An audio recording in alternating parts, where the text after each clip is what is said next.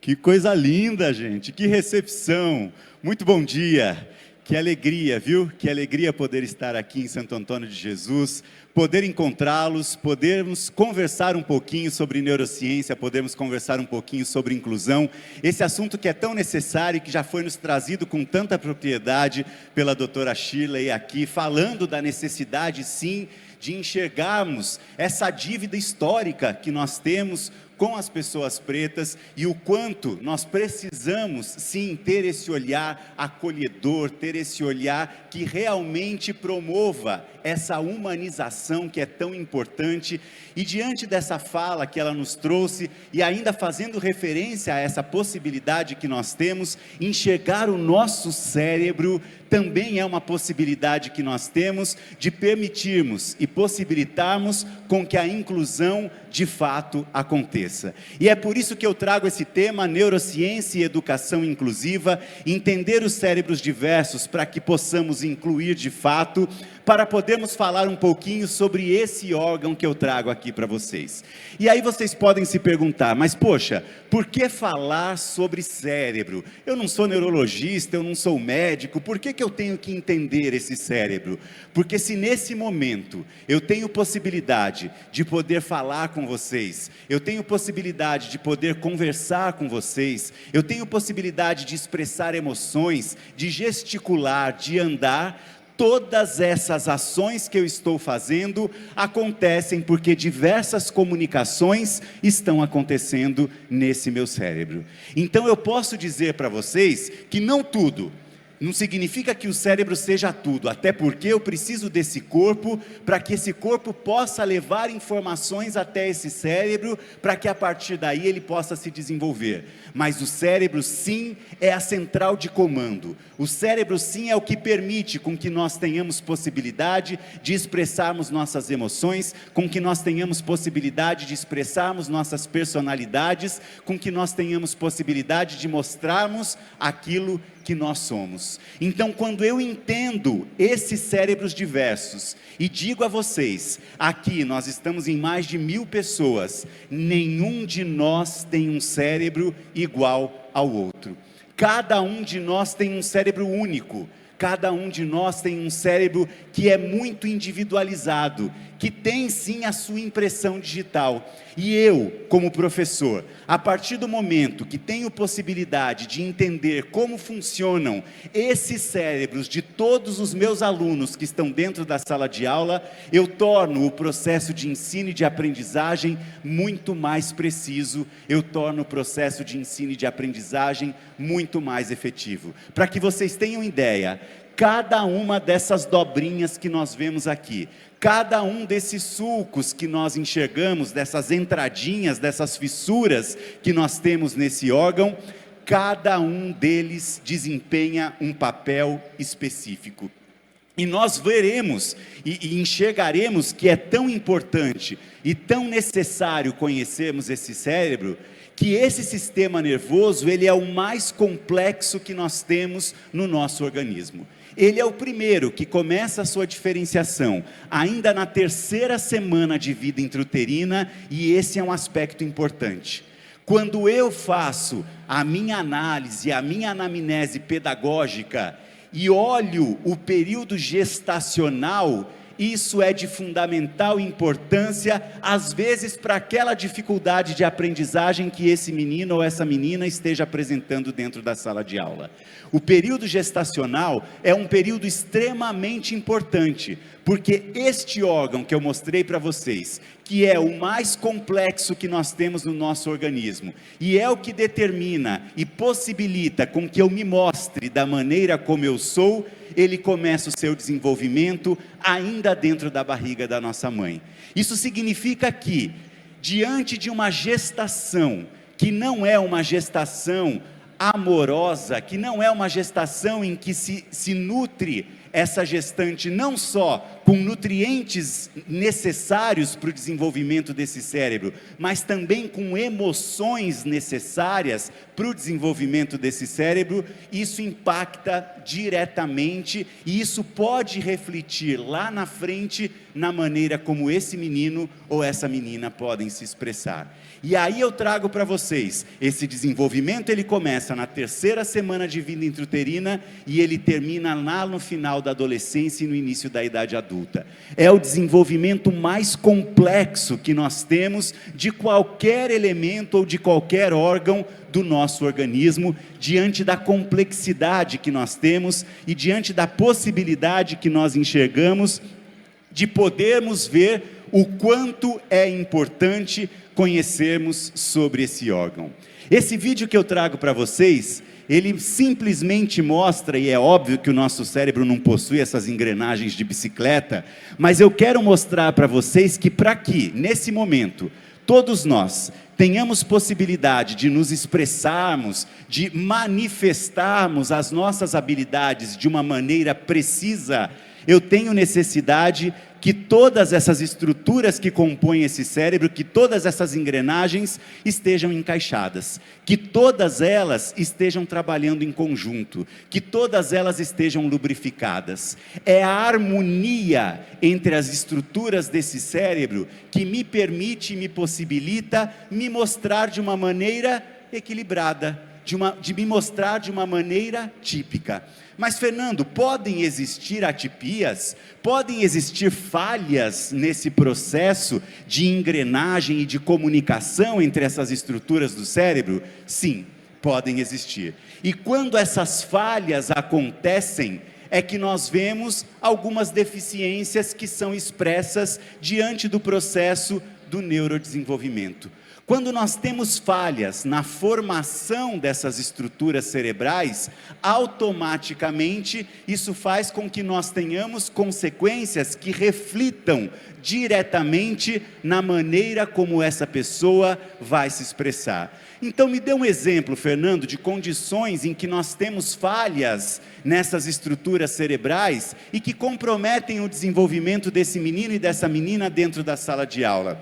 Quando nós falamos, por exemplo, em autismo, quando nós falamos, por exemplo, em TDAH, quando nós falamos em TOD, quando nós falamos em dislexia, quando nós falamos em dislalia, todas essas são condições em que nós temos falhas nesses processos do neurodesenvolvimento e que isso automaticamente reflete-se na possibilidade de aprendizado desse menino e dessa menina.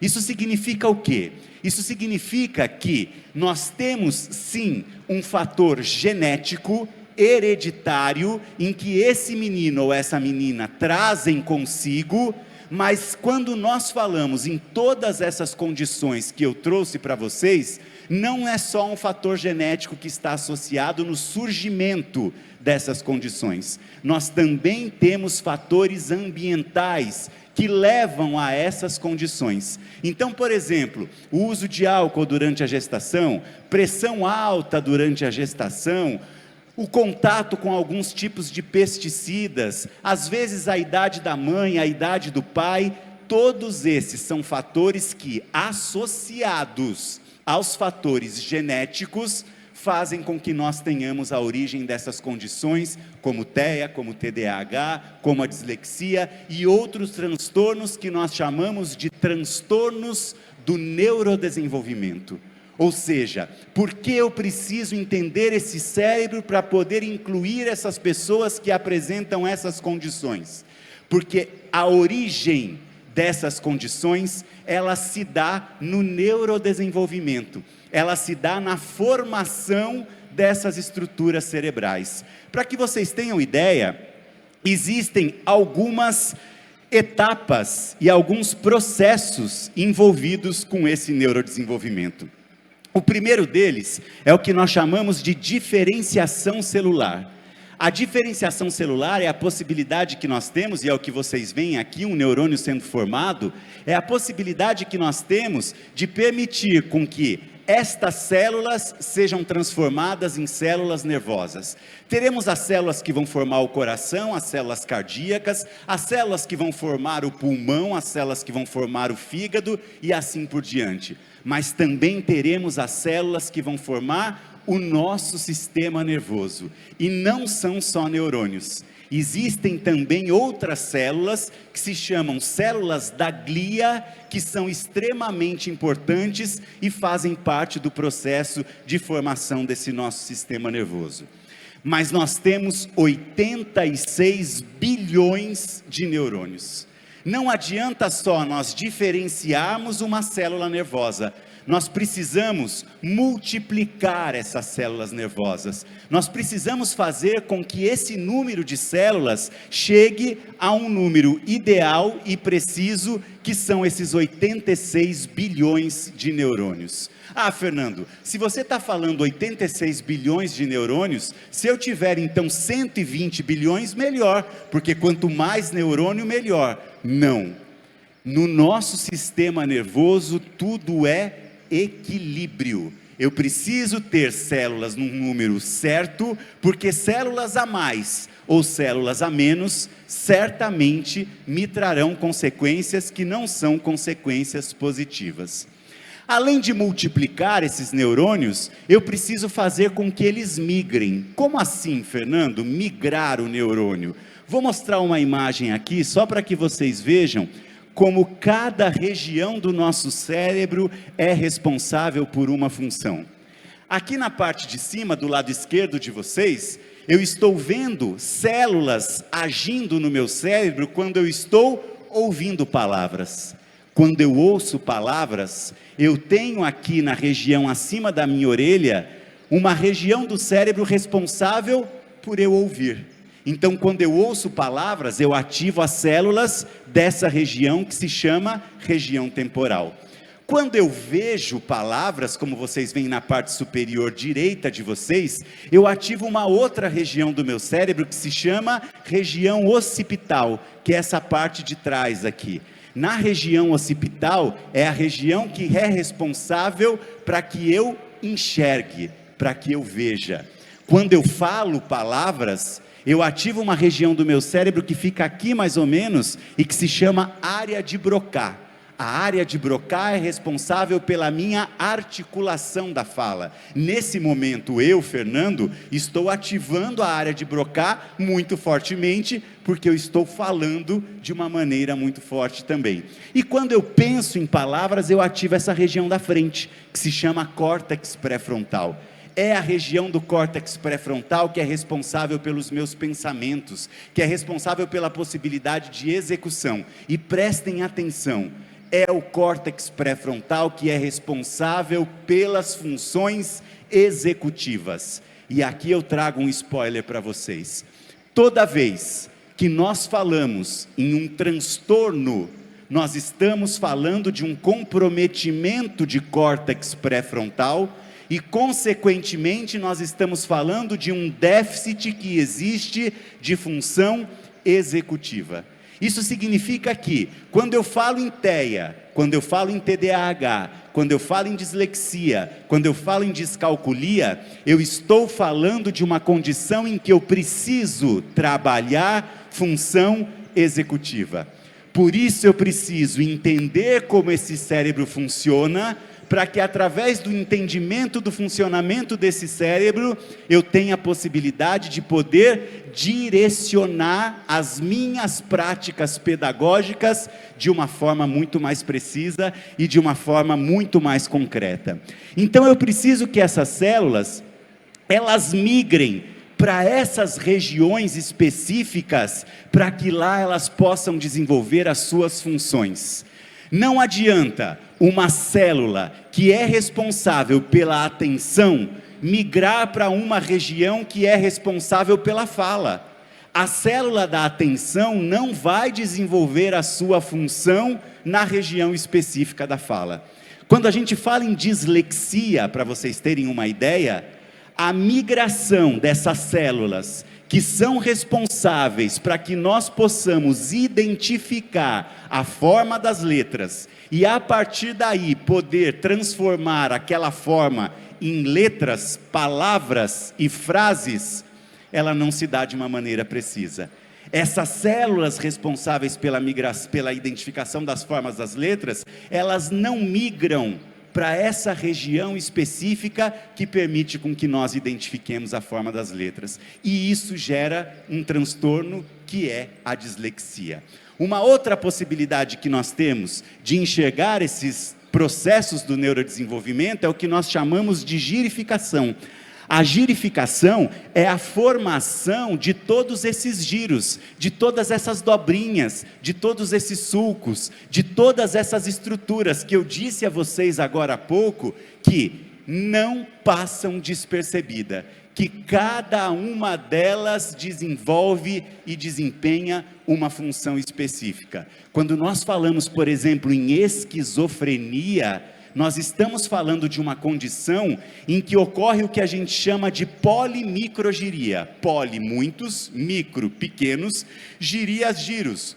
Muitos desses giros se formam num tamanho menor do que deveriam se formar. Sobretudo, nessa região que a gente chama de região temporal. E isso causa o quê? O que é comum nas pessoas com esquizofrenia? Delírios e alucinações. Justamente por conta desses giros, dessas dobrinhas menores do que deveriam ser, isso acaba gerando os delírios e as alucinações comuns nas pessoas com esquizofrenia. Um outro aspecto importante é o que a gente chama de mielinização. Olhem aqui do lado esquerdo de vocês um neurônio desmielinizado e do lado direito um neurônio mielinizado. A mielina é essa bainha de gordura que o neurônio tem em volta e que faz com que a informação seja precisa, com que a informação passe por esse neurônio de uma forma precisa. Querem um exemplo simples da importância da bainha de mielina? Durante o período de Covid, algumas pessoas pegaram Covid e aí quando passaram pela Covid, elas acabaram tendo um processo cognitivo de perda de memória. A perda de memória decorrente da Covid acontece porque o coronavírus, ele invade esta barreira de proteção do cérebro e ele destrói bainha de mielina. Menos mielina, quando eu quero ir lá recuperar aquela informação, aquela memória que eu tenho guardada, eu não consigo, porque a informação não é precisa, porque a informação não passa de uma forma correta. Uma mielinização que não se dá de uma forma correta, afeta esse processo do neurodesenvolvimento também. Um outro ponto que é importante nós conversarmos, é o que nós chamamos de poda neural, apoptose. Se nós formos conversar com pais, por exemplo, de pessoas que estejam dentro do transtorno do espectro do autismo, nós veremos que eles chegarão para a gente e falarão o seguinte: nossa, Fernando, eu percebi que os sinais do TEA, ou seja, ficou mais evidente as características, ou ficaram mais evidentes as características do TEA por volta dos 2 anos, 2 anos e meio de idade. E eu posso explicar a vocês o porquê disso. No TEA é comum uma falha no processo do neurodesenvolvimento que se chama poda neural. O que é a poda neural? Vamos imaginar que todos nós aqui fazemos parte de um jardim, tá certo? E nesse jardim, vocês meninas são flores bonitas, frondosas, e os meninos, que eu quase não vejo, estou vendo uns 4 ou 5 só aqui, mas tem alguns, os meninos são pragas no meio de vocês. Essas pragas começam a crescer no meio desse jardim florido que precisa se desenvolver. O que o jardineiro faz? Ele vem e arranca essas pragas para que as flores tenham possibilidade de aproveitar os nutrientes do solo, para que as flores tenham possibilidade de receber o sol e assim poderem crescer. A poda neural é mais ou menos nesse sentido que acontece. Existem neurônios que não são estimulados. E esses neurônios que não são estimulados, se eles forem mantidos ali, eles vão atrapalhar o desenvolvimento daqueles outros neurônios que já foram estimulados. A poda neural nada mais é do que a eliminação desses neurônios que não foram estimulados, para que eles não atrapalhem o desenvolvimento daqueles neurônios que já foram estimulados. E isso é importante, Fernando? Fundamental. E o que é que acontece no caso do TEA? Geralmente existe uma falha na poda neural para menos. Como assim? Eliminam-se menos neurônios do que deveriam ser eliminados. Quando eu elimino menos neurônios do que eu deveria eliminar, sobram ali neurônios que não foram estimulados e começam a atrapalhar o desenvolvimento daqueles outros que já foram estimulados. Fernando, quando ocorrem essas podas neurais? Durante a nossa vida toda. Ainda dentro da barriga da nossa mãe, começam a acontecer podas neurais. Mas existem duas grandes podas neurais. Uma que acontece por volta dos 2 anos e meio de idade, e outra que acontece por volta dos 12 anos de idade. A falha na poda neural ligada ao transtorno do espectro do autismo acontece nessa primeira grande poda neural. Por isso que é muito comum nós ouvirmos os pais dizerem que a criança, dentro do transtorno do espectro do autismo, elas começam a deixar ou tornar mais evidentes as características do TEA por volta dos 2 anos de idade. Mas essa falha, Fernando, ela pode só acontecer para menos? Não, ela também pode acontecer para mais. O que seria a falha na poda neural para mais? Além de se eliminarem os neurônios que precisam ser eliminados, eliminam-se também os neurônios que já tinham sido estimulados. Nesse caso, ocorre o que nós chamamos de autismo regressivo. A criança, ela, além de começar a demonstrar as habilidades menos frequentes, ela perde habilidades que ela já tinha adquirido. Sabe aquele caso em que a mãe chega e diz que por volta dos 2 anos e meio de idade, o filho dela começou a perder habilidades que ele já tinha desenvolvido anteriormente? É um caso na falha dessa poda neural para mais. Eliminam-se mais neurônios também. E aí a gente chega, e aqui eu mostro para vocês como esse processo acontece. O que vocês veem nessa imagem é justamente essa poda neural acontecendo, esse neurônio se desintegrando. E a gente chega no final a essa fase da maturação que eu falei para vocês, que ocorre no final da adolescência, no início da idade adulta, com a formação completa dessa estrutura que eu chamo de córtex pré-frontal. Eu só me torno maduro, eu só tenho a possibilidade de poder expressar as minhas emoções de uma forma equilibrada, de poder fazer planejamentos e estabelecer pensamentos mais formalizados, quando eu tenho a maturação, quando eu tenho a concretização da formação dessa região anterior, que é o meu córtex pré-frontal, e que a gente vai falar bastante sobre elas. Mas eu preciso dizer uma coisa para vocês: o período mais rico que nós temos para o desenvolvimento de qualquer criança é a primeira infância. É por isso que eu sempre reforço a necessidade de nós investirmos e valorizarmos a educação infantil. Quando nós damos a atenção devida para a educação infantil, certamente nós permitimos com que todos esses meninos e meninas tenham possibilidade de chegar ali nos anos iniciais, nos anos finais, no ensino médio e mesmo na sua vida adulta, de uma forma muito mais concreta. Vejam o que eu trago para vocês nessa tabela, que talvez seja a mais bonita que vocês vejam na minha palestra. Aqui eu trago o que nós chamamos de períodos críticos. O que são períodos críticos? São períodos em que o meu cérebro, ele está mais preparado e aberto para o desenvolvimento de uma determinada habilidade. E, sobretudo, na primeira infância é que acontecem esses períodos críticos. Eu sempre falo para nós, professores, que nós temos necessidade de conhecer 2 aspectos do funcionamento do nosso cérebro. Primeiro, são os períodos críticos. Por que conhecer sobre os períodos críticos? Porque quando eu entendo de períodos críticos, eu tenho a possibilidade de ser muito mais assertivo no desenvolvimento das habilidades desses meninos e dessas meninas. Se eu sei que é no primeiro ano de vida até o segundo ano de vida, que essa criança tem possibilidade de reconhecimento de fonemas, eu preciso estimular a possibilidade dele ter contato com esses fonemas para esse reconhecimento.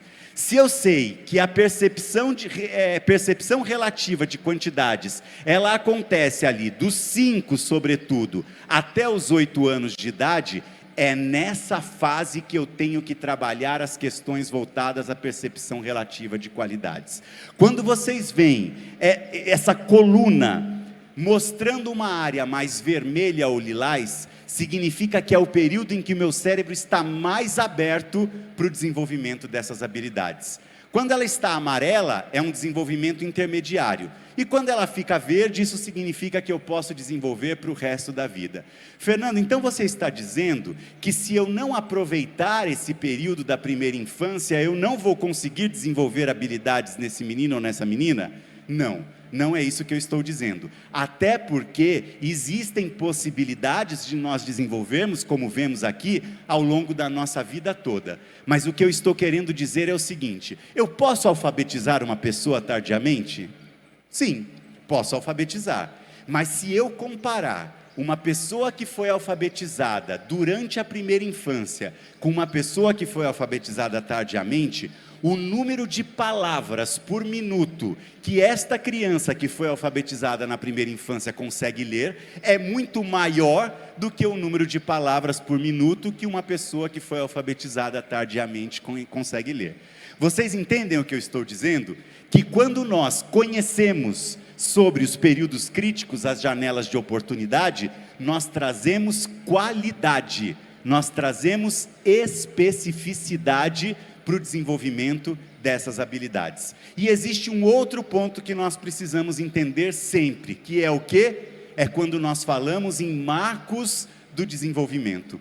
O que os marcos do desenvolvimento me trazem? A possibilidade de ver se esse menino está com um desenvolvimento aquém do que deveria estar para aquela faixa etária, ou se esse menino está com um desenvolvimento além do que deveria estar para a faixa etária. Fernando, desenvolvimento além não é bom?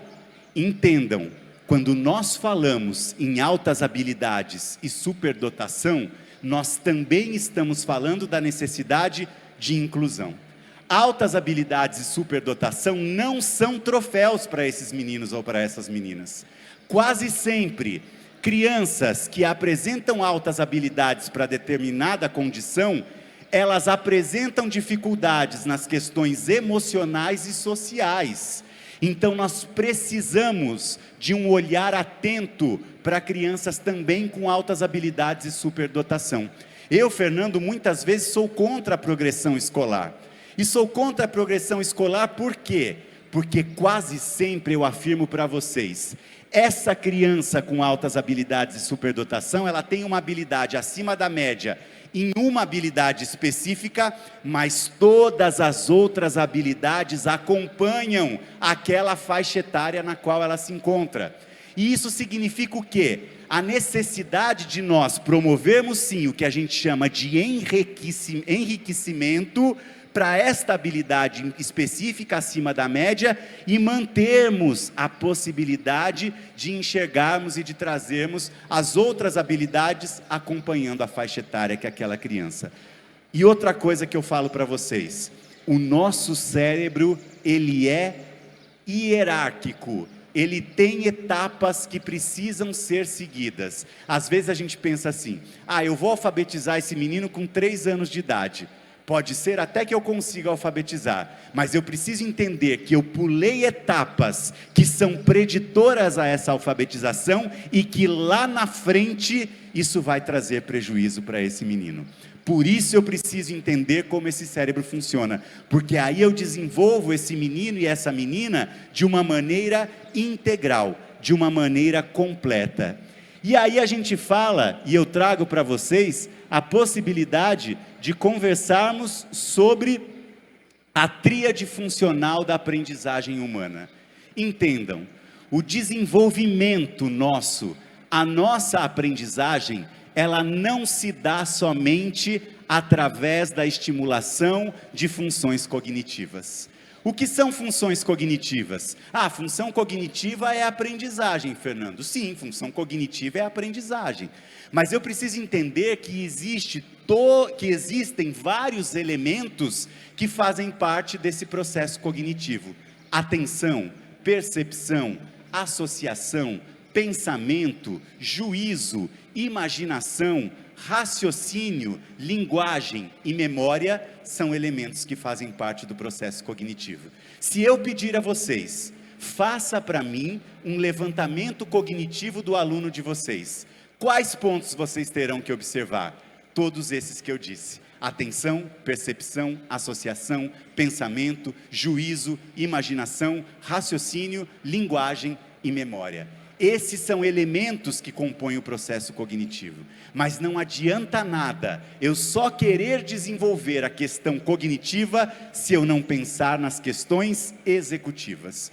O que são funções executivas? Vamos imaginar que todos nós aqui agora façamos parte de um espaço aéreo. E nesse espaço aéreo nós temos ali atrás a torre de controle que comanda esse espaço aéreo e permite com que alguns aviões decolem em determinados momentos, outros pousem, cada um desses aviões fique numa altura. As funções executivas, elas são como a torre de controle do espaço aéreo. As funções executivas, elas permitem com que nós possamos ter harmonia e equilíbrio entre todas as nossas habilidades. Principais funções executivas: memória de trabalho, controle inibitório e flexibilidade cognitiva. E são essas três principais funções executivas que apresentam déficits quando nós falamos em alunos com transtornos do neurodesenvolvimento ou com transtornos de aprendizagem. Então precisamos entender sobre essas funções executivas para que tenhamos possibilidade de lidar com esses meninos e essas meninas. E a outra função que faz parte dessa tríade, Fernando, que você trouxe, são as funções conativas. As funções conativas, elas estão relacionadas com a nossa força de vontade, com a nossa motivação, com o nosso comportamento e com as nossas emoções. O que adianta eu desenvolver o menino só cognitivamente para que ele tire 900 mais na redação do Enem, para que ele passe no vestibular, se eu não preparo esse menino desenvolvendo funções executivas para que ele tenha a possibilidade de gerir o tempo para responder aquelas perguntas que precisam ser respondidas dentro desse tempo específico? O que vale eu desenvolver esse menino só cognitivamente se eu não preparo esse menino emocionalmente para que ele enfrente um processo avaliativo?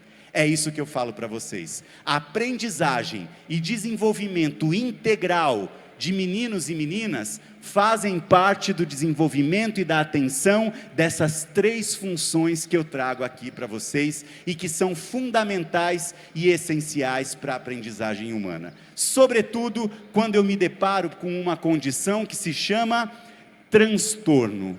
O que é um transtorno? O transtorno é uma condição que foge da ordem natural das coisas.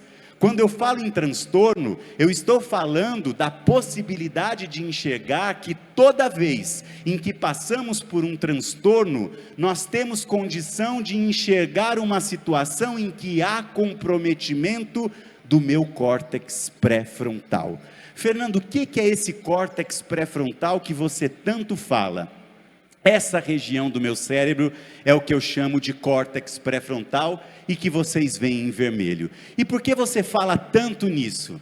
Digo a vocês, nós, seres humanos, só temos possibilidade, mesmo não sendo os mais fortes, mesmo não sendo os maiores, de dominarmos o planeta, porque o nosso córtex pré-frontal teve um desenvolvimento muito grande.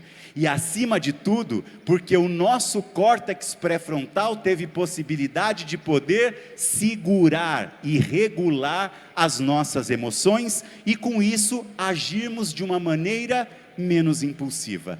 Essa é a função do córtex pré-frontal, essa região que faz divisa com a nossa testa, e que nela estão as minhas funções executivas, e que sempre que eu falo em um transtorno, eu estou falando de uma condição em que eu tenho sim o comprometimento desse córtex pré-frontal.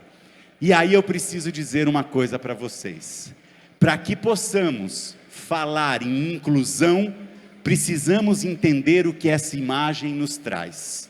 Inclusão não está relacionado com igualdade. Igualdade é eu dar o mesmo a todos, sem enxergar as necessidades específicas de cada um. Eu quero que todos assistam a um jogo, e para isso eu dou 3 banquinhos para esses meninos e para essas meninas. O banquinho, um banquinho para cada um, resolve a situação de todos eles? Não.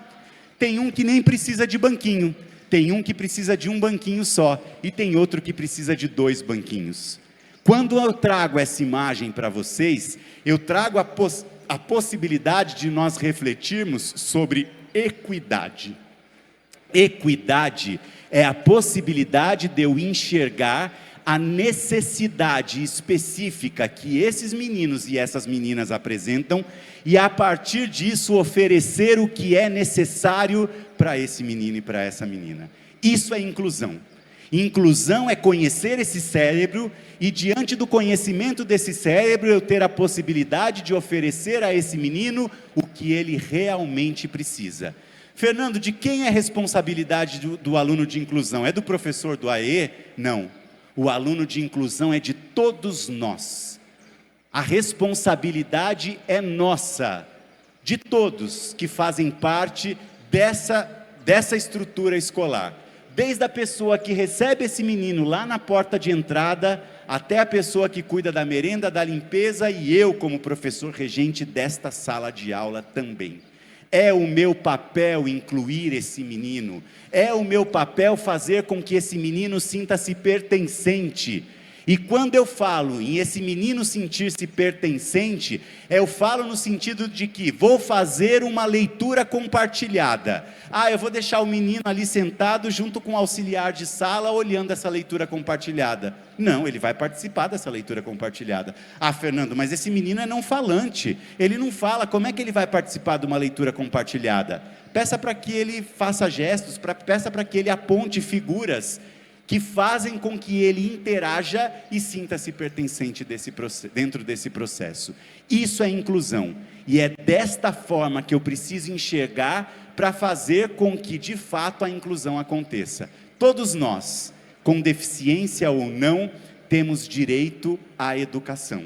E quando falamos em pessoas com deficiência, estamos falando de darmos as mesmas oportunidades de aprendizagem do que aquele que não apresenta deficiência. Mas, Fernando, uma pessoa com deficiência, ela está fadada àquela condição que ela apresenta. Não. Vocês estão com uma camisa escrito esperançar.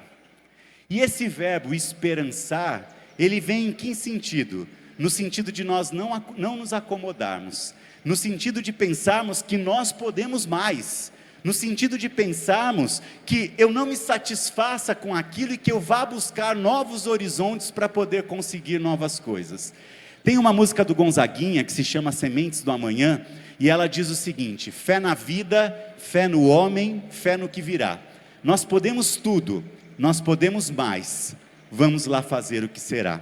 E essa música do Gonzaguinha, ela me remete muito, assim como a palavra esperançar, ela me remete muito a um processo do nosso cérebro que se chama neuroplasticidade. Eu afirmo para vocês, um laudo, um diagnóstico, jamais será um rótulo ou uma sentença. Isso nunca nós podemos dizer, porque através de estimulações precisas, através de estimulações direcionadas, nós temos a possibilidade de promover isso que vocês veem nesse vídeo, que talvez seja o vídeo mais bonito, não está passando, mas que talvez seja o vídeo mais bonito que vocês vejam nesta manhã, que mostra o quê? A possibilidade, através de uma estimulação certa, através de uma estimulação precisa, de 2 neurônios irem se unindo até o momento em que esses 2 neurônios têm a possibilidade de se ligarem, como que nós vemos agora nesse vídeo. Quando esses neurônios se ligam, significa que um novo hábito foi criado, significa que uma nova habilidade foi estabelecida. E por isso que eu digo que um diagnóstico não é uma sentença. Eu vejo sim hoje meninos e meninas que foram diagnosticadas no nível 2 de suporte dentro do transtorno do espectro do autismo e que hoje apresentam um nível 1 de suporte. Vai ter cura? Não. O TEA, o TDAH, a dislexia são condições que não têm cura, mas são condições que sim, nós podemos, através da nossa estimulação precisa e entendendo como esses cérebros funcionam, permitir com que a neuroplasticidade aconteça e que com isso nós tenhamos possibilidade de podermos fazer a diferença. E aí, para encerrar, não vai encerrar agora não, mas irmos para o encerramento da nossa palestra, eu quero conversar um pouquinho sobre alguns desses transtornos de aprendizagem, desses transtornos do neurodesenvolvimento, sobretudo os que são mais prevalentes dentro da sala de aula.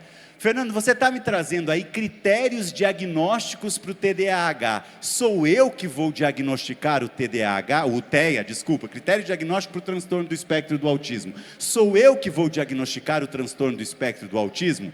Diretamente não. O diagnóstico ele é feito por uma equipe multiprofissional, em que nós temos diversos profissionais envolvidos e quem dá esse laudo final é o médico.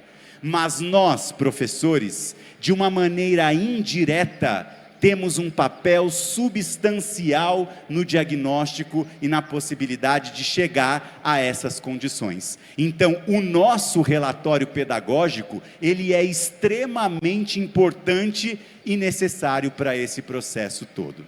Quando nós falamos em transtorno do espectro do autismo, nós falamos em 2 critérios de diagnósticos. E isso é muito importante que nós entendamos. Até porque, para que nós não levantemos falsas hipóteses diagnósticas. Depois dessas minhas palestras, que eu falo sobre o critério diagnóstico de TEA, de TDAH, aqui com 1.500 pessoas, pelo menos umas 100 vão sair com autodiagnóstico. Então a gente só precisa tomar cuidado com o seguinte: para que eu tenha o diagnóstico de TEA, para que eu tenha o diagnóstico de TDAH, eu preciso entender que essas condições, elas trazem uma disfunção para a minha vida. Elas trazem uma situação que gera, sim, um desconforto para a minha vida. Fernando, eu acho que eu sou autista. Mas por que você acha que é autista? É uma declaração de amor? Se não for, eu não aceito. Síndrome de Tourette, ela está falando. Se tem cura? Também não. Mas a gente tem como amenizar os sintomas. A síndrome de Tourette, como ela trouxe essa pergunta, é uma síndrome que faz com que nós tenhamos alguns tiques, alguns gestos repetitivos, né? Está muito relacionada, quando nós falamos em transtorno do espectro, o papel foi bom que vai me ajudar aqui a abanar. Está muito relacionada quando nós falamos, por exemplo, as questões dos STIMs, né? Que é o que nós chamamos de estereotipias, quando falamos em transtorno do espectro do autismo, e daqui a pouco vamos falar um pouquinho mais sobre isso. Então tem uma relação muito grande da síndrome de Tourette com... quando a gente fala da síndrome em si, não tem cura. Podem existir algumas situações em que, por questões emocionais, a pessoa desenvolve esses tiques, mas aí a gente acaba não classificando como síndrome de Tourette, e depois que ela resolve essas questões emocionais, isso acaba passando, mas aí não é a síndrome de Tourette em si, tá? Está relacionado com uma fase ou com um momento específico.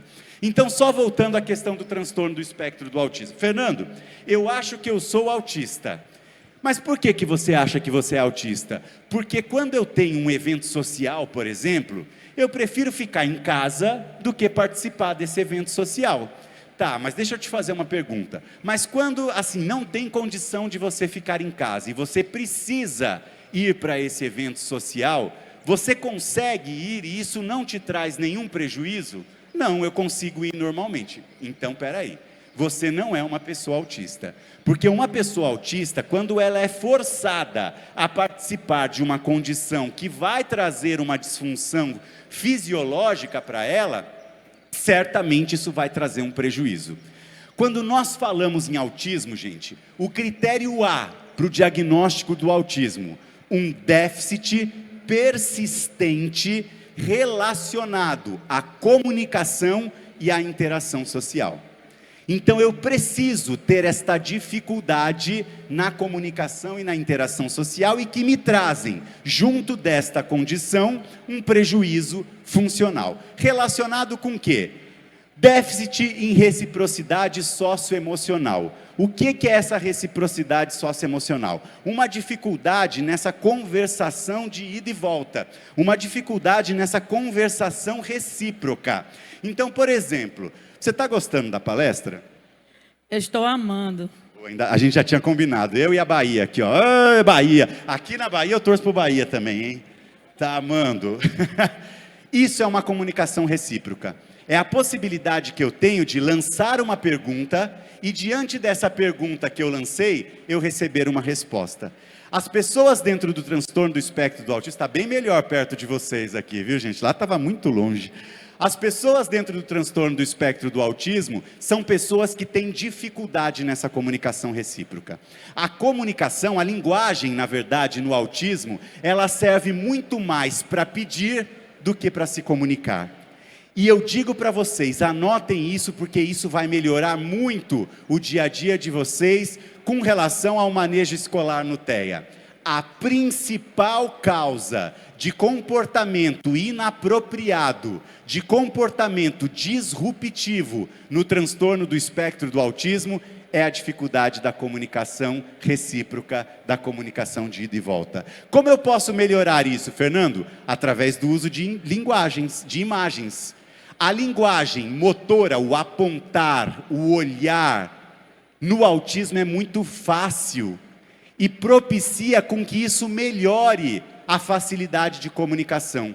Eu apresentar imagens para que ele possa apontar, para que ele possa direcionar o seu olhar e, consequentemente, conseguir trazer essa comunicação recíproca, isso ajuda demais e isso possibilita muito com que nós melhoremos essa condição. Esse é o primeiro ponto. As pessoas dentro do TEA vão apresentar uma dificuldade nessa comunicação recíproca. 2. Déficits em comportamentos comunicativos não verbais. E aí vou precisar subir só para mostrar um pouquinho para vocês. Você vai... Não, eu passo, pode deixar. Eu vou passar aqui rapidinho, eu volto. Vou passar para vocês aqui essa questão que é importante. O padrão de movimento ocular de uma pessoa dentro do transtorno do espectro do autismo é diferente do padrão de movimento ocular de uma pessoa que não está dentro do transtorno do espectro do autismo. Como assim, Fernando? Uma pessoa dentro do transtorno do espectro do autismo, ela vai olhar aqui para a base do nariz, para a bochecha, vindo para o queixo e fugindo para a orelha. E uma pessoa que não está dentro do TEA, ela olha entre os dois olhos e a ponta do nariz, formando esse triângulo. Mas, Fernando, o que isso muda na possibilidade dessa pessoa ter esse padrão de movimento ocular diferente? Tudo. Nós aprendemos emoções e aprendemos comportamentos através da identificação de expressões faciais. Quando eu não identifico de uma maneira clara, por conta de um padrão de movimento ocular, que não é preciso expressões faciais, eu tenho dificuldade em poder aprender emoções e eu tenho dificuldade em poder aprender comportamentos. Fernando, autista não possui emoções, jamais falem isso. No autismo é muito comum, sim, um processo que nós chamamos de alexitimia. O que é alexitimia? É a dificuldade que se tem no acesso e na expressão emocional. Mas isso não significa que um autista ele não possua emoções. Inclusive ele tem dificuldade em identificar essas emoções justamente porque ele não consegue identificar padrões e expressões faciais de uma maneira muito concreta e de uma maneira muito precisa. Trabalhar com mímica, trabalhar no espelho, mostrar figuras que mostrem expressões faciais, facilitam o desenvolvimento dessa condição de identificar expressões faciais e, consequentemente, facilitam o desenvolvimento do transtorno, da pessoa dentro do transtorno do espectro do autismo, promovendo o quê? Promovendo neuroplasticidade. Terceiro, déficits em desenvolver e manter relacionamentos. Se vocês forem ver, a maior causa de atritos e acaba gerando o diagnóstico do TEA na vida adulta é a dificuldade na relação conjugal. Porque a pessoa que não está dentro do TEA, ela tem dificuldade em compreender aquela outra que está no TEA, dentro de um relacionamento conjugal. E isso muitas vezes leva à busca pelo diagnóstico, o diagnóstico e o entendimento melhor desta condição. Então as pessoas dentro do TEA, elas têm essa dificuldade em, por exemplo, compartilhar jogos imaginativos, expressar mesmo as suas próprias emoções, por conta até dessa condição de alexitimia que eu falei para vocês. Para eu ter o diagnóstico, eu preciso preencher 100% desses critérios. Se eu não preencher 100% desses critérios, eu não tenho o diagnóstico de TEA. Fernando, a criança, ela anda na ponta dos pés, ela tem estereotipias, ela tem ecolalia, mas ela relaciona-se, comunica-se muito bem. Ela não está dentro do transtorno do espectro do autismo. Eu preciso de 100% do preenchimento desses critérios para poder chegar a esse diagnóstico. E aí vem o critério B de diagnóstico. O que é o critério B de diagnóstico? Eu preciso ter pelo menos 50% desse critério B de diagnóstico para que eu possa fechar esse diagnóstico. Então eu tenho que ter 100% do critério A e pelo menos 50% do critério B para que exista a possibilidade de nós fecharmos esse diagnóstico. O critério B, ele diz respeito ao quê? Primeiro, movimento, uso de objetos ou falas estereotipadas ou repetitivas. Pessoal, isso está relacionado ao quê? Ao que nós chamamos de estereotipias, hoje chamado de STINs. Hoje nós não falamos mais estereotipias e falamos STINs. Aqueles movimentos como os flaps, aqueles movimentos como o balançar do corpo, às vezes nós vemos também a ecolalia, que é aquela repetição da frase. Entendam uma coisa, a ecolalia quase sempre está relacionada com uma condição que gerou prazer para aquele menino. Então eu pego e falo com uma pessoa que eu gosto demais, e depois eu fico repetindo o nome daquela pessoa constantemente. Isso é uma ecolalia. E aí ele fica falando, a professora chama Maria e ele falou com a professora Maria. Aí ele fica Maria, Maria, Maria, Maria. Isso tá, tô com fome, quero água, quero água, quero água. Uma coisa que eu trago para vocês, uma dica. Quando eu quero trabalhar a ecolalia, eu posso fazer o seguinte: você quer que o menino peça água, por exemplo, e ele não vai falar, porque você vai perguntar para ele, o que você quer? E aí ele vai repetir para você, o que você quer? E você fala, o que você quer? E ele fala, o que você quer? Você pode fazer o seguinte, pegar e dizer a frase para que ele complete. O que você quer? Ele vai falar, o que você quer? E você fala, eu quero. Aí você quer que ele fale água. Eu quero água. Quando ele fala água, você dá água para ele. É uma possibilidade que nós temos de trabalhar a ecolalia. Ou mesmo, ao invés de usar a pergunta que vai gerar a ecolalia, existe a possibilidade de eu usar a própria resposta. Ao invés de você perguntar o que você quer, você já diz, eu quero água, para ele falar, eu quero água. São possibilidades de trabalhar a ecolalia, e essas são condições que fazem parte do critério B de diagnóstico do TEA. Só voltando aos movimentos repetitivos. Esses movimentos estereotipados, esses STINs, eles são autorregulatórios.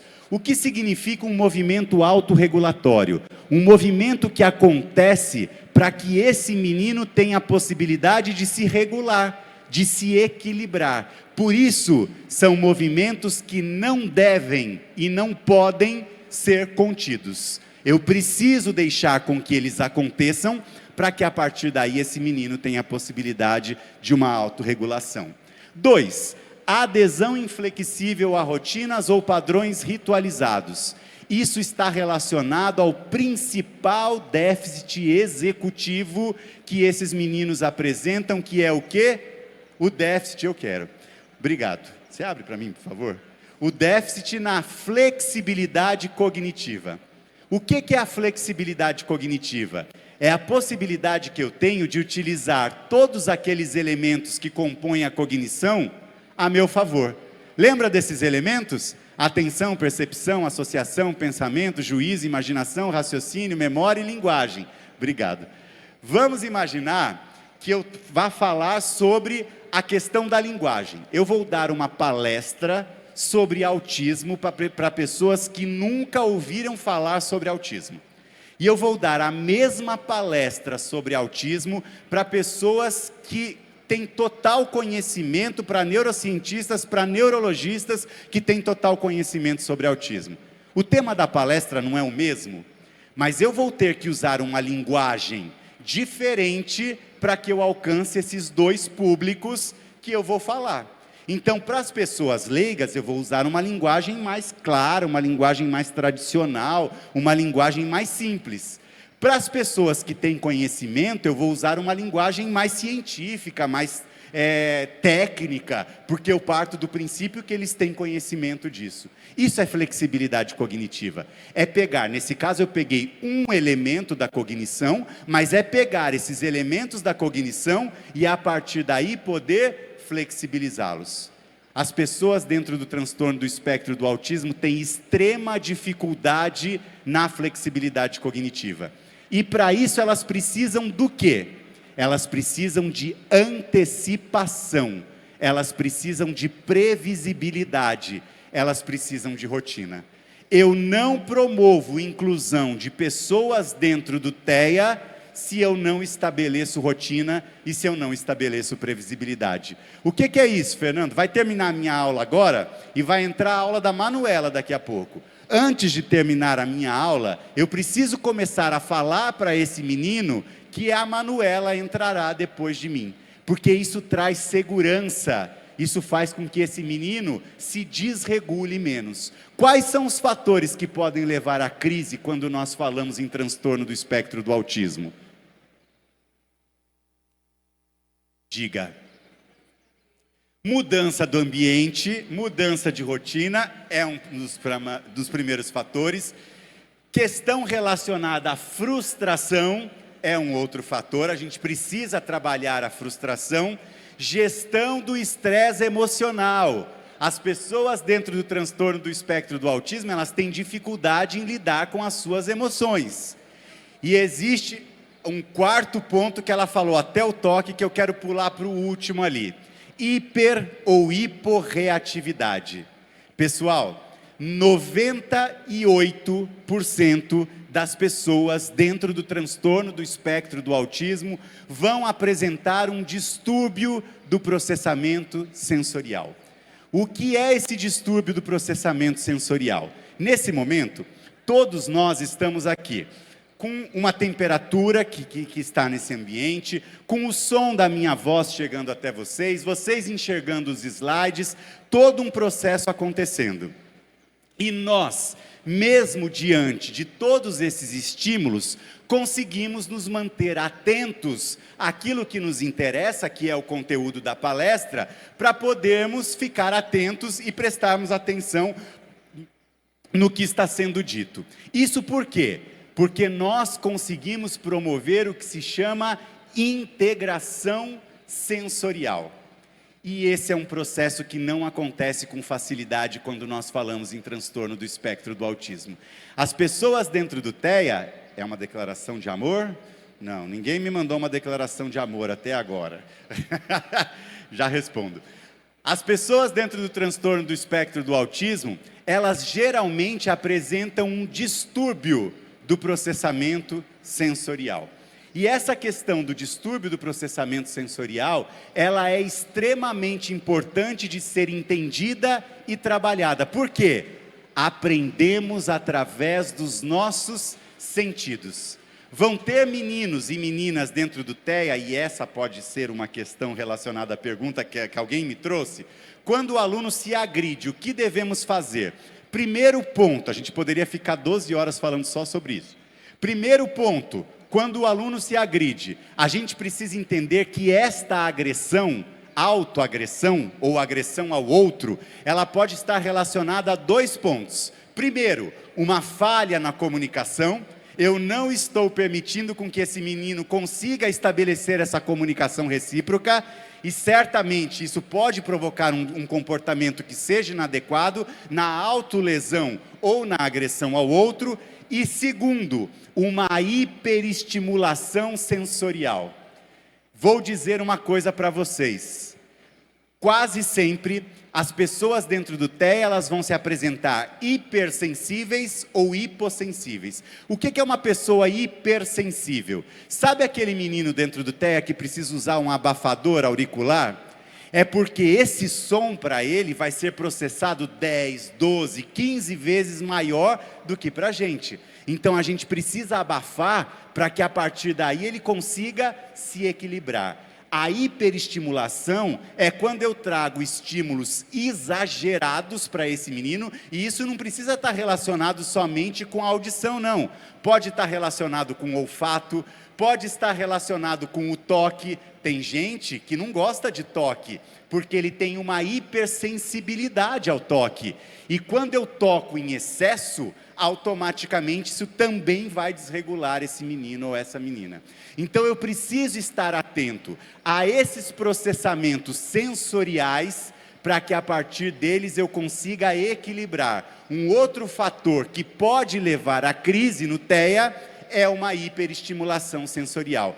Mas, Fernando, tem meninos dentro do TEA que eles gostam de abraço. Pois é, esses meninos que gostam de abraço, eles são hipossensíveis. Eles precisam de mais estimulação para que eles consigam sentir. Então, por isso que ele busca o abraço, por isso que ele busca o aconchego. E quando eu entendo o perfil sensorial do meu aluno, eu tenho possibilidade de permitir e possibilitar com que ele se tranquilize e sinta-se muito mais seguro dentro da sala de aula, dentro de casa ou em qualquer ambiente que ele possa estar presente. E o que eu pulei? Interesses intensamente focados, que são anormais em intensidade ou foco. O que é isso? O hiperfoco. Eu preciso dizer para vocês uma coisa: o hiperfoco, ele é negativo quando esse hiperfoco ele não é disfuncional. Eu inclusive tenho possibilidade de utilizar esse hiperfoco como um reforçador positivo. Como assim? O menino, ele tem hiperfoco em dinossauro, e eu estou ensinando geografia, regiões do Brasil. Por que não pegar o dinossauro e inserir esse dinossauro dentro desse conteúdo que eu estou explicando e passando para esse menino? O hiperfoco significa uma atenção maior que esse menino ou menina dará para essa situação, e a partir daí, uma possibilidade desse menino ou dessa menina fixar esse conteúdo de uma forma mais fácil, fixar esse conteúdo de uma forma mais precisa e de uma forma mais concreta. Fernando, o que é um hiperfoco, por exemplo, disfuncional? Um hiperfoco disfuncional para autismo é o hiperfoco em telas. A gente poderia ficar aqui 5 horas falando sobre dependência tecnológica, mas só passando rapidamente para que vocês entendam. As telas em excesso, elas inibem, diminuem conexões sinápticas nas mesmas regiões que tem comprometimento o transtorno do espectro do autismo. Como assim, Fernando? Nas mesmas regiões que tem comprometimento. Então significa que telas podem causar autismo? Não.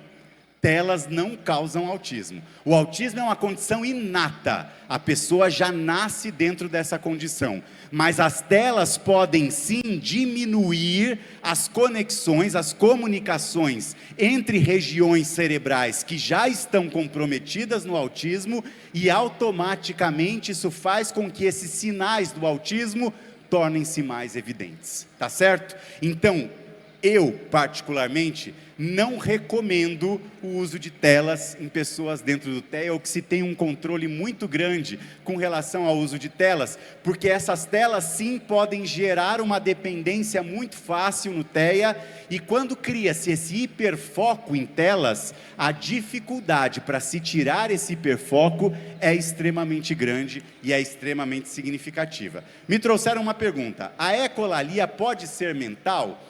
Vamos diferenciar o que é cérebro e mente.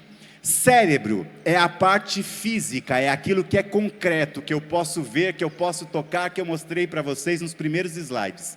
A mente nada mais é do que a expressão desse cérebro. Então eu posso ter uma ecolalia, ou seja, relacionado, pensamento está na minha mente? Sim, pensamento está na minha mente. Eu posso ter uma repetição de pensamentos? Posso ter. É que quando a gente fala em ecolalia, nós estamos falando necessariamente da expressão da fala, né? De nós verbalizarmos isso. Então poderíamos chamar, entre aspas, de uma ecolalia mental, mas na verdade esse termo ecolalia está muito relacionado com a verbalização, mas eu posso ter sim pensamentos que ficam se repetindo constantemente e, entre aspas, né, dizer que existe uma ecolalia mental aí, isso pode acontecer, tá certo? E aí a gente parte para falar um pouquinho sobre os outros critérios. Como é uma condição inata, ela tem que estar presente desde a infância. Os sintomas causam limitação significativa e eu não posso explicar melhor esses sintomas ou esses sinais do TEA quando eu relaciono com deficiência intelectual ou atraso global do desenvolvimento. Se a deficiência intelectual ou atraso global explicarem melhor essa condição, eu descarto também a questão do transtorno do espectro do autismo. Vamos falar um pouquinho sobre TDAH. Primeiro, eu preciso entender um pouco que para que eu chegue ao diagnóstico do TDAH, eu veja que a pessoa não necessariamente vai apresentar a desatenção associada à hiperatividade. Eu posso ter pessoas que serão somente desatentas, eu posso ter pessoas que serão somente hiperativas, ou eu posso ter a combinação entre pessoas desatentas e hiperativas. Para o diagnóstico do TDAH, eu divido o critério A de diagnóstico em 2 pontos. O primeiro, agora eu tenho certeza que umas 100 pessoas vão sair com autodiagnóstico aqui, depois vocês me falem ao final. O primeiro, um diagnóstico voltado para a inatenção. Eu preciso ter desses 9 itens, pelo menos 6 deles presentes, por pelo menos 6 meses e em pelo menos 2 ou mais contextos.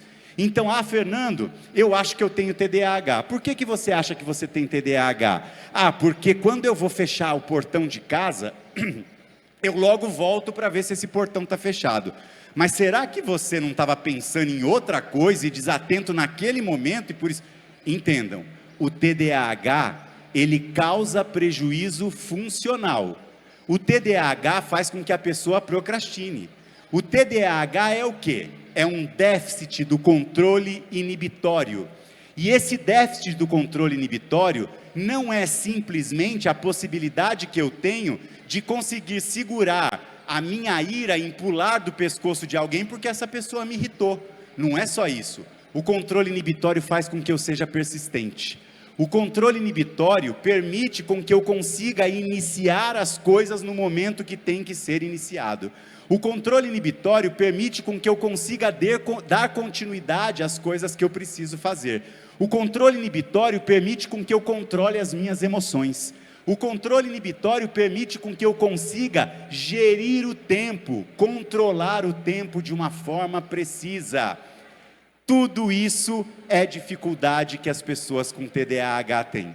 E aí eu falo para vocês, nós temos que analisar as questões voltadas à inatenção e nós também temos que analisar as questões voltadas à hiperatividade. Então tem pessoas que vão preencher os itens para inatenção, tem pessoas que vão preencher os itens para inatividade e tem pessoas que vão preencher as duas questões, tanto para atenção quanto para inatividade. E aí nós vemos que teremos as apresentações do TDAH, que pode ser combinado quando a pessoa apresenta tanto desatenção quanto hiperatividade, pode ser predominantemente desatenta quando a desatenção é mais prevalente, e ela pode ser predominantemente hiperativa quando nós temos uma presença maior da hiperatividade do que da desatenção. Mas resumindo, o que é o TDAH? O TDAH nada mais é do que um transtorno do desenvolvimento do autocontrole. Isso significa que o TDAH é uma condição que vai fazer com que essas pessoas, elas acabem tendo um déficit de controle inibitório, e diante disso eu tenho necessidade de estimular controle inibitório. Fernando, o TDAH é só desatenção? Não. O TDAH faz com que a pessoa seja desorganizada. O TDAH faz com que a pessoa se disperse com muitas coisas. Dentro da sala de aula, gente, estabeleçam rotina para as pessoas com TDAH. Elas precisam de rotina. Ofereçam o material que é necessário para que ela possa desenvolver a atividade. Material extremamente exagerado, na quantidade de materiais extremamente exagerados, isso faz com que a pessoa se distraia e não consiga focar naquilo que precisa ser focado. Essas são estratégias extremamente importantes, obrigado, para nós desenvolvermos dentro da sala de aula. A criança com TDAH é agressiva? Não necessariamente. Esse é um ponto que a gente vai falar daqui a pouco. 60% das pessoas que apresentam TDAH são pessoas que vão apresentar transtorno opositor desafiador. E aí sim, quando a criança apresenta o TDAH associado ao transtorno opositor desafiador, esta criança pode mostrar-se agressiva. Mas não significa que todas as pessoas com TDAH, ou toda criança com TDAH, será também uma criança agressiva.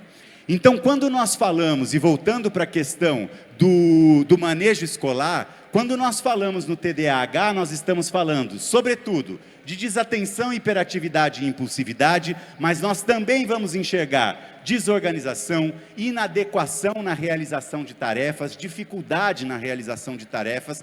Depois eu posso compartilhar com a secretaria também esses slides para que vocês possam ter acesso.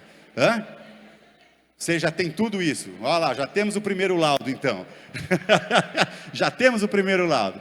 Comprometimento da percepção de tempo e da memória operacional. Eu não sei como é que o tempo passa, eu não sei quanto tempo eu tenho dificuldade na minha memória de trabalho. O que é a memória de trabalho? É essa memória de curtíssimo prazo. Essa memória que faz com que nesse momento vocês consigam ouvir o que eu estou dizendo e relacionar o que eu estou dizendo agora com o que eu disse há pouco tempo atrás. Memória fundamental para o processo de aprendizagem. Execução incompleta de tarefas longas. Vou dizer uma coisa para vocês: seccionem as atividades de uma pessoa com TDAH. Se você trouxer para uma pessoa com TDAH uma tarefa que para ela vai denotar algo que seja difícil, ela trava, ela para. Então dividam, façam por partes, deem partes para que ela possa fazer, porque isso vai facilitar e isso vai permitir com que ela consiga desenvolver essa atividade. E dificuldade em observação e reconhecimento daquilo que está errado. Mas eu preciso dizer uma coisa para vocês: o TDAH não é só um comprometimento de córtex pré-frontal. O TDAH também está associado a déficits de neurotransmissores.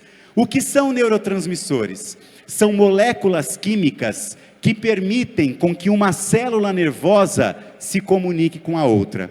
E dentre os principais neurotransmissores que nós temos, há um déficit muito significativo no TDAH de um neurotransmissor que se chama dopamina. O que é a dopamina? A dopamina é um neurotransmissor que age numa região do cérebro que se chama núcleo accumbens. O núcleo accumbens é uma região do cérebro responsável para que nós sintamos prazer, para que nós nos sintamos motivados. Isso significa que uma pessoa com TDAH, ela tem menos dopamina e, consequentemente, recebi uma declaração de amor agora eu estou feliz.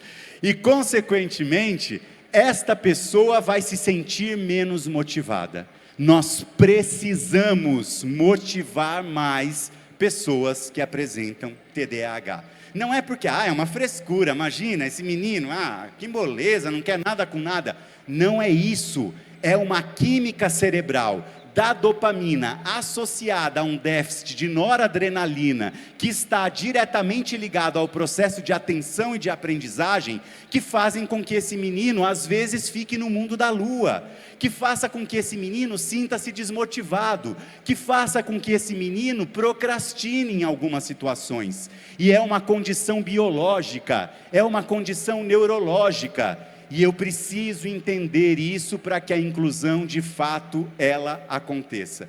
Outro ponto que é importante: esta mesma região que é responsável pelo prazer, que é o núcleo accumbens, também é responsável pelo vício. A pessoa com TDAH, ela tem um déficit de dopamina. Ela vai buscar constantemente esta dopamina. E isso vai fazer o quê? Com que ela tenha a tendência, já que essa mesma região do prazer é responsável pelo vício, com que ela tenha uma tendência a se tornar dependente e compulsiva com mais facilidade. Fiquemos atentos a essas situações, porque isso é muito importante.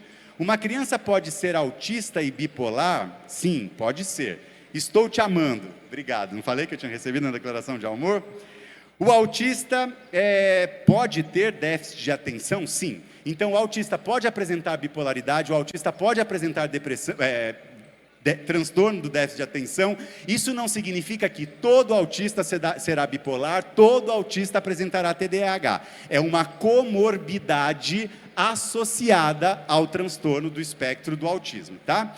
Sobre o uso de telas: adolescente TEA nível 1 viciado em jogos. Qual o maior prejuízo? Também tem TDAH. Sem dúvida nenhuma, a questão voltada aos jogos. A gente precisa tomar cuidado, estabelecer limites, principalmente. Não digo para não usar, mas a gente precisa estabelecer limites, porque isso pode tornar uma dependência tecnológica. E hoje nós temos alas de hospitais, de alas psiquiátricas de alguns hospitais, voltados para o atendimento exclusivo de dependência tecnológica. É uma preocupação muito grande que a gente tem que estar atento e que a gente tem que olhar.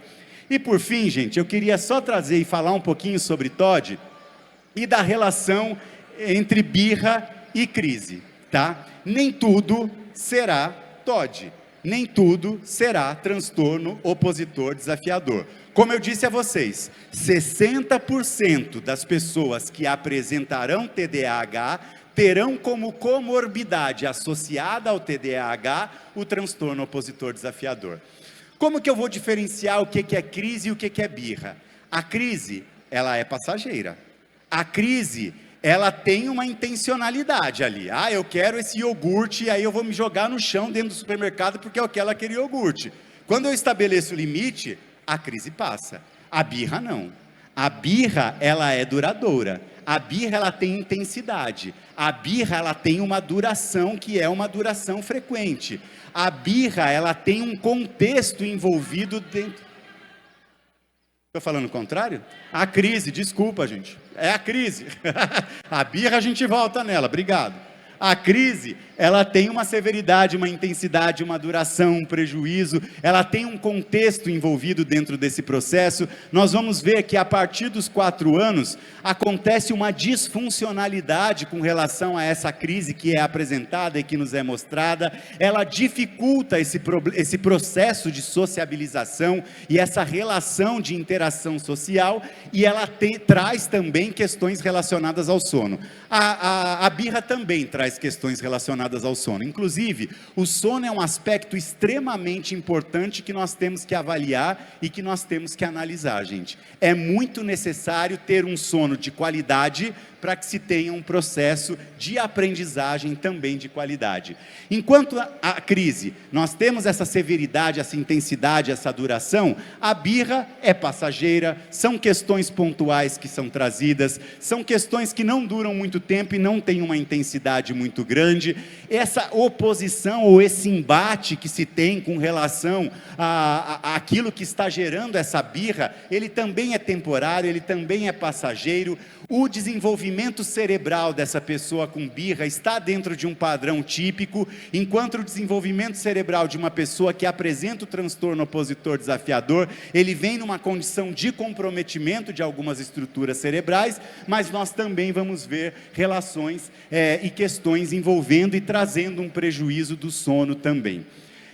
Eu quero só para finalizar, trazer uma reflexão para vocês e uma mensagem através de um vídeo que eu vou passar, e que ao final desse vídeo eu fecho e eu falo algumas coisas que são importantes para a nossa vida, para o nosso dia a dia, para a nossa atuação dentro da sala de aula e, acima de tudo, para a possibilidade de inclusão que nós temos. Tá tudo bem? Mais ou menos. O que houve? Professor, ele disse que as pessoas têm uma média de 2,5 bilhões de batimentos cardíacos na vida. E? Cada batida que eu sinto é um a menos que eu tenho.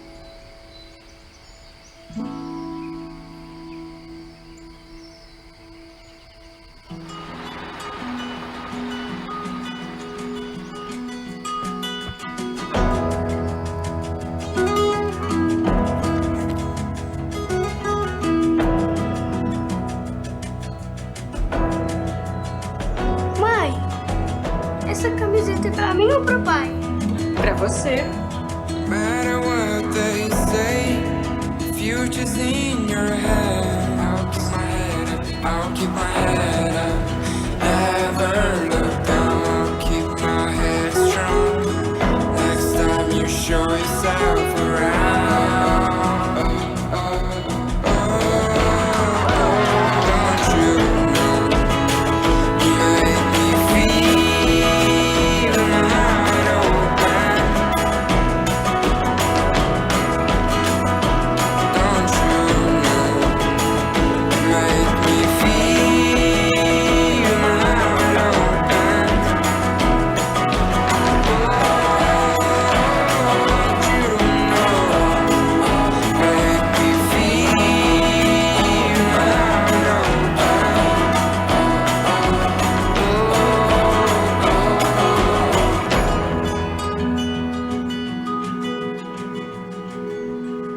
Oi, filha. Sabe o que foi? O menino da escola, que não deixa a Lu jogar bola só porque é menina.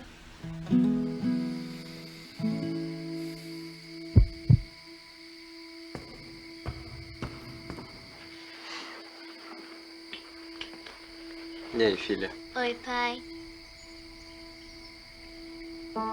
Todas as vezes que você viver algo de especial, todas as vezes que você fizer algo de bom pra alguém, você vai escrever nessa camiseta.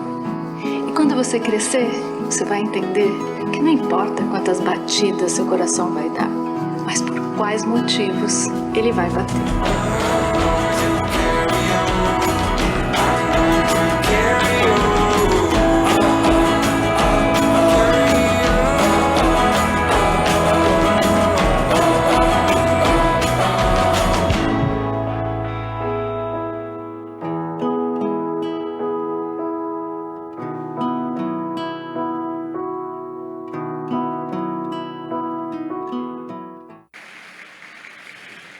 Lindo, né, gente?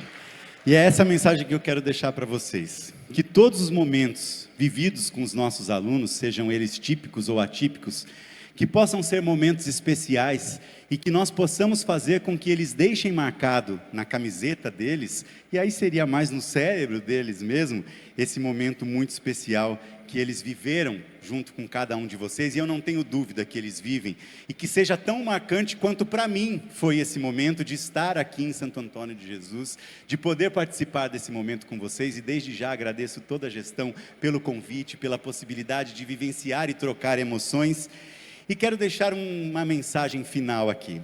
Sou feito de retalhos, de pedacinhos coloridos de cada vida que passa pela minha e que vou costurando na alma. Nem sempre bonitos, nem sempre felizes, mas me acrescentam e me fazem ser quem eu sou. Em cada encontro, em cada contato, vou ficando maior. Em cada retalho, uma vida, uma lição, um carinho, uma saudade que me tornam mais pessoa, mais humano, mais completo. E penso que é assim mesmo que a vida se faz, de pedaços de outras gente que vão se tornando parte da gente também. E a melhor parte é que nunca estamos prontos, finalizados. Haverá sempre um retalho novo para adicionar à alma. Portanto, obrigado a cada um de vocês que fazem parte da minha vida e que me permitem engrandecer minha história com os retalhos deixados em mim. Que eu também possa deixar pedacinhos de mim pelos caminhos e que eles possam ser parte das suas histórias. E que assim, de retalho em retalho, possamos nos tornar um dia um imenso bordado de nós. E aí eu quero que vocês agora, junto comigo, só um minutinho. Ela está querendo me expulsar. Mas eu queria, nesse momento, que vocês tivessem possibilidade de cantar essa música comigo. E que nós fechássemos essa manhã de uma forma bem especial e trocando toda essa energia e todo esse momento que só vocês, professores, são capazes de passar para esses alunos. Cantem comigo que eu sei que vocês sabem essa, vai. Quem espera que a vida seja feita de ilusão pode até ficar maluco ou morrer na solidão. É preciso ter cuidado pra mais tarde não sofrer. Vai!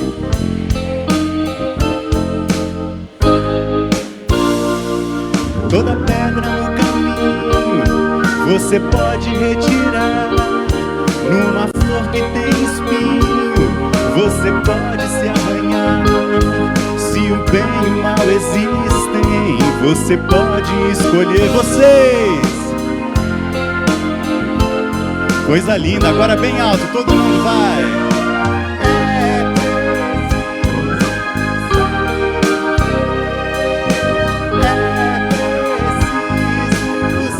Vai, Fabu, canta aí junto com a gente!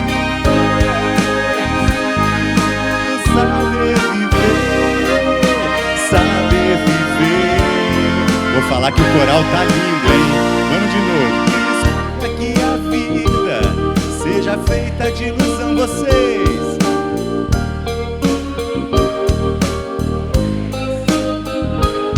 É preciso ter cuidado pra mais tarde não sofrer. Vai! Ó o Bahia aqui. Toda pedra no caminho você pode retirar. Cadê o Vitória? Uma flor que tem espinho você pode se arranhar. Se o bem e o mal existem, você pode escolher. Vocês! Agora bem alto, vamos lá!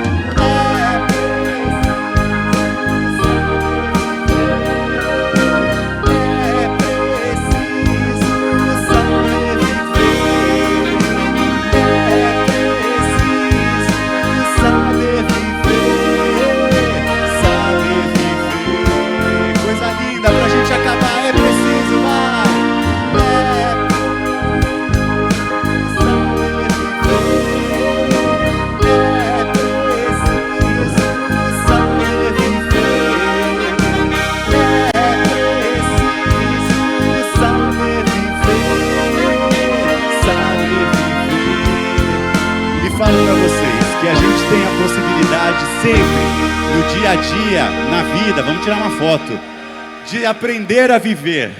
A gente vai passar por obstáculos, sem dúvida nenhuma, a gente terá dificuldades, sem dúvida nenhuma. Deixa aqui, se ficou alguma pergunta que eu sei que eu não consegui responder, aqui nesse QR Code tem o meu Instagram, podem me chamar, podem me perguntar, vamos estabelecer esse contato.